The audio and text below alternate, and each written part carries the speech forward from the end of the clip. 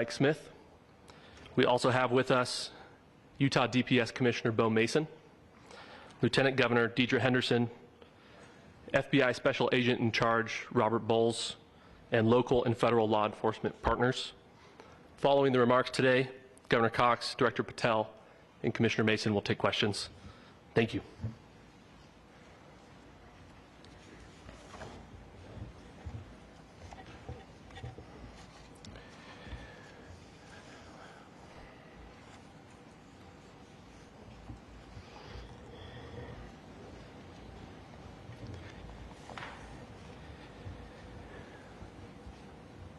Good morning, ladies and gentlemen. We got him. On the evening of September 11th, a family member of Tyler Robinson reached out to a family friend who contacted the Washington County Sheriff's Office with information that Robinson had confessed to them or implied that he had committed the incident. This information was relayed to the Utah County Sheriff's Office and scene investigators at Utah Valley University. This information was also conveyed to the FBI.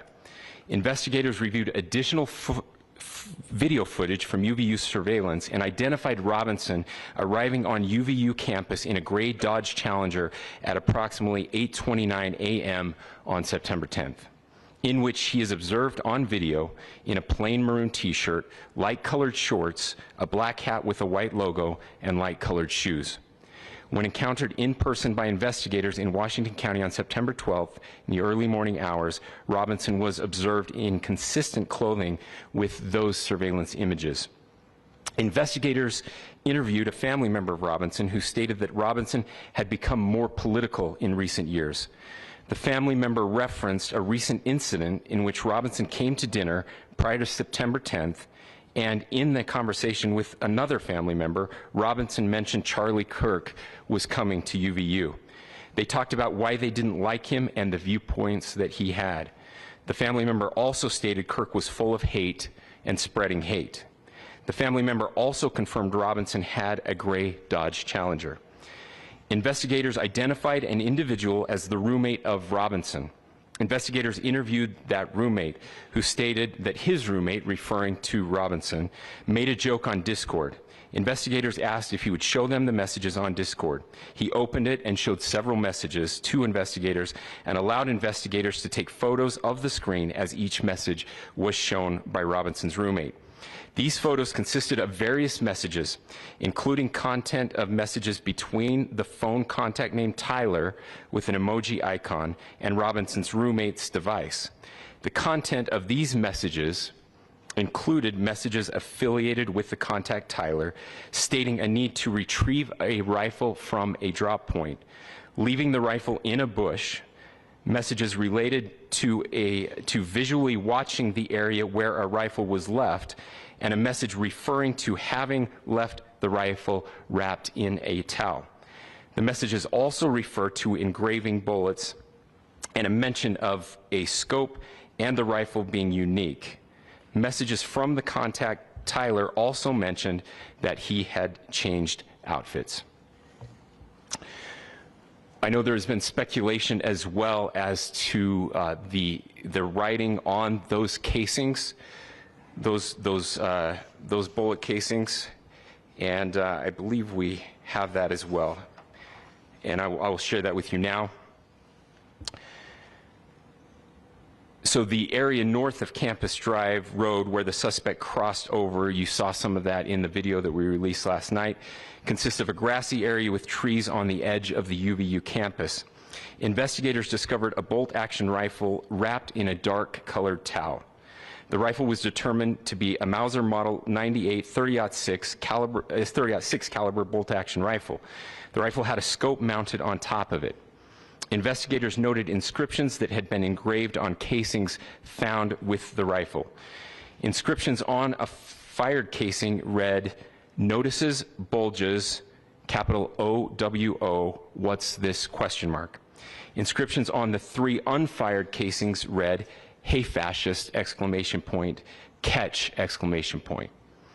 Up arrow symbol, right arrow and symbol, and 3 down arrow symbols.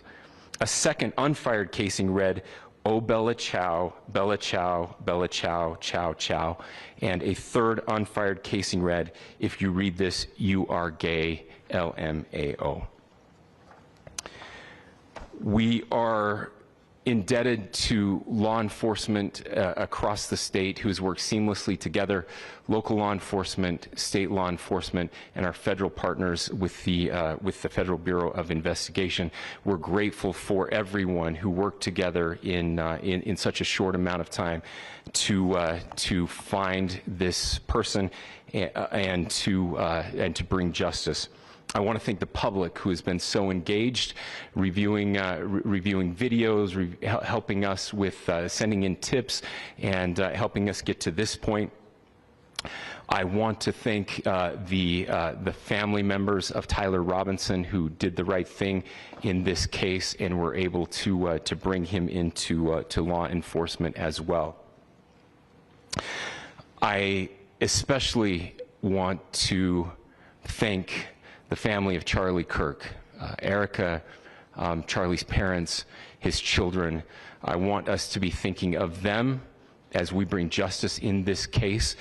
They will be involved in that justice. We will be working very closely with them as we move through this process as well. This is a very sad day for our country, a terrible day for the state of Utah, but I'm grateful that at this moment we have an opportunity to bring closure to this very dark chapter in our nation's history. With that, I will now turn the microphone over to the Director of the FBI, Kash Patel. Thank you, Governor. This is what happens when you let good cops be cops. The FBI and our partners are proud to stand here today together to bring justice to the family of Charlie Kirk and honor his memory. I want to express my deep gratitude to President Trump, the Vice President, and the entire White House who have been so incredibly supportive with both resources and just personally to the FBI as a team. They had our backs the entire way, and I just want to express my gratitude for giving us the resources we need to operate in this space to bring this sort of justice at this sort of speed. In 33 hours, we have made historic progress for Charlie. Governor Cox, our partnership has been absolutely incredible these last few days. Our partnership will endure. Your state and local partners, your sheriffs, your DPS community has been unbelievably impressive in the hardest of times. And a case like this cannot be solved, cannot be brought without partnering with your state and local authorities. The FBI has a certain role to play, and we will play that role, and we will lead out for the federal government. But Governor Cox, we are so grateful for your state partnership that led out on this investigation. A little bit of the timeline. Charlie was shot at 12:23 p.m. on Wednesday. The first FBI agents arrived on scene in 16 minutes with chiefs of police at 12:39 and secured the scene. The FBI immediately launched fixed-wing assets. We utilized these assets to transport personnel, specialty technicians, hostage rescue teams. We also utilized these assets to go back and forth from the East Coast and here in Utah to transport forensic evidence and other evidence that will be analyzed and is being analyzed at our FBI laboratories in Quantico and other laboratories, including the ATF. At my direction, the FBI released the first set of FBI photos of the suspect at 10 a.m. local time on 9/11. Then, shortly thereafter, the FBI reward of $100,000 was released at 10:45 a.m. local. Myself and Deputy Director Bongino arrived on the scene at approximately 5:30 p.m. on 9/11. The governor led a press conference last night at approximately 8 p.m. where at my direction, the FBI released a never-before-seen video of the suspect. We also released new images to the public of the suspect. And just last night, the suspect was taken into custody at 10 p.m. local time. In less than 36 hours, 33 to be precise, thanks to the full weight of the federal government and leading out with the partners here in the state of Utah and Governor Cox, the suspect was apprehended in a historic time period. And I want to highlight what Governor Cox said. This would not have been possible without you, the media, and you, the public. That's why we went so public, so fast, and we're so transparent, and we're committed to that transparency. The crime scene, just a little bit there. It is a large crime scene. State and local authorities, along with federal authorities, processed that crime scene quickly. And I even had the ability to walk through that crime scene and walk through the steps the suspect took to learn more about what was needed and what resources we needed to bear to create a full picture for the FBI and leadership back in Washington. Furthermore, thankfully to state and local partners, forensic evidence has been seized and continues to be garnered. Forensic evidence has already been evaluated at FBI laboratories in Quantico and state and local authorities here. We will continue to process evidence as we see it, as we collect it, and we will continue to deliver to Governor Cox and his team. Last night, we had a total of approximately 7,000 leads. As of this morning, thanks to your great work, we have over 11,000 leads that were called in to the FBI. And we are running out every single lead that we can. Every one of those leads will be run out. The arrest is a testament to the dedication of good law enforcement being great, and partnerships in law enforcement, which I've tried to highlight as my tenure as the director of the FBI. There is no better relationship for law enforcement than the FBI to partner with state and local authorities, and you've seen it here in these last few days. The FBI Salt Lake Field Office, along with our offices in LA, Phoenix, Denver, San Antonio, Las Vegas, Pittsburgh, Buffalo, our headquarters component in Quantico, all participate in the FBI. I want to express my deep gratitude to the employees of the FBI, the men and women, the evidence response team tacticians, the special operators, the agents, the support staff. You have done monumental work in historic time when the public, who had a right to demand such an expeditious solving of an investigation, the FBI answered that call diligently, critically important to our nation, and we delivered. And I'm proud to be their leader, and I'm proud to be the director of the FBI. This is very much an ongoing investigation, as the governor said, and we will continue to work with state and local authorities to develop the investigation, to provide them the evidence they need for their ongoing prosecutions, and we will be here to answer every call they absolutely have, as long as it takes, for as long as we need to find and apprehend whatever suspects were involved in this crime. Lastly, to my friend Charlie Kirk, rest now, brother. We have the watch, and I'll see you in Valhalla.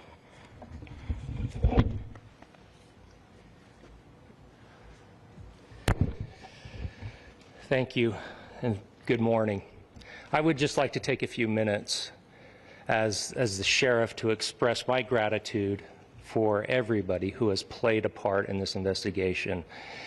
As you know, it's been a vast, a complicated, and a very, very fast-paced investigation. You're looking at people standing up here who are running on, if they got an hour's sleep in the last couple of days, they're probably lucky. It has been very taxing.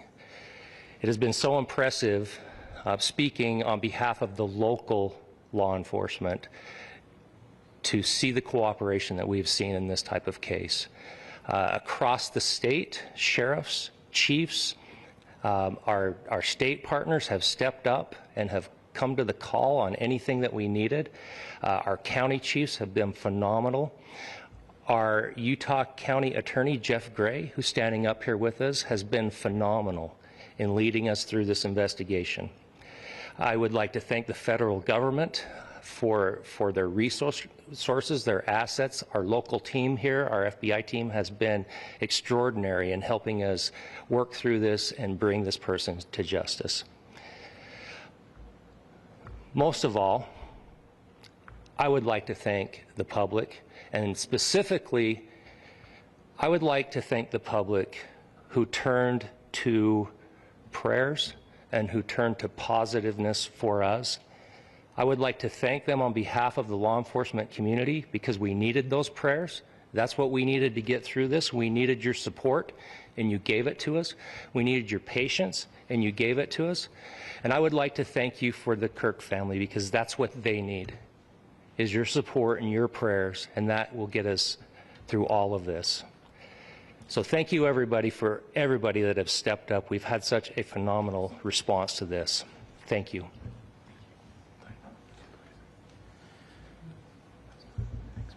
I also want to give a special thanks to the Attorney General and the Department of Justice. Their unwavering support and their commitment to justice is shown true here. And without AG Bondi and Deputy Attorney General Todd Blanche and the resources they brought to bear, we would not have been able to complete our mission. And I just want to say special thanks. It's an honor to be a part of the Department of Justice. Thank you again to our incredible law enforcement team who has worked so hard. Sheriff, I got a solid 90 minutes last night, so I'm probably the most well-rested person up here. Ladies and gentlemen, I get the microphone, so I hope you'll permit me a moment just to share a few more thoughts about where we are and how we got here, and maybe a little bit of where we go from here. I don't want to get too preachy, but I think it's important that we, with eyes wide open, understand what's happening in our country today. I've heard people say, well, why are we so invested in this? There's violence happening all across our country, and violence is tragic everywhere. And every life taken is a child of God who deserves our love and respect and dignity. This is certainly about the tragic death, political assassination of Charlie Kirk. But it is also much bigger than an attack on an individual. It is an attack on all of us. It is an attack on the American experiment. It is an attack on our ideals. This cuts to the very foundation of who we are, of who we have been, and who we could be in better times. Political violence is different than any other type of violence for lots of different reasons. One, because in the very act that Charlie championed of expression, that freedom of expression that is enshrined in our founding documents, in having his life taken in that very act, makes it more difficult for people to feel like they can share their ideas, that they can speak freely. We will never be able to solve all the other problems, including the violence problems that people are worried about, if we can't have a clash of ideas safely and securely. Especially those ideas with which you disagree. That's why this matters so much. Over the last 48 hours, I have been as angry as I have ever been, as sad as I have ever been. And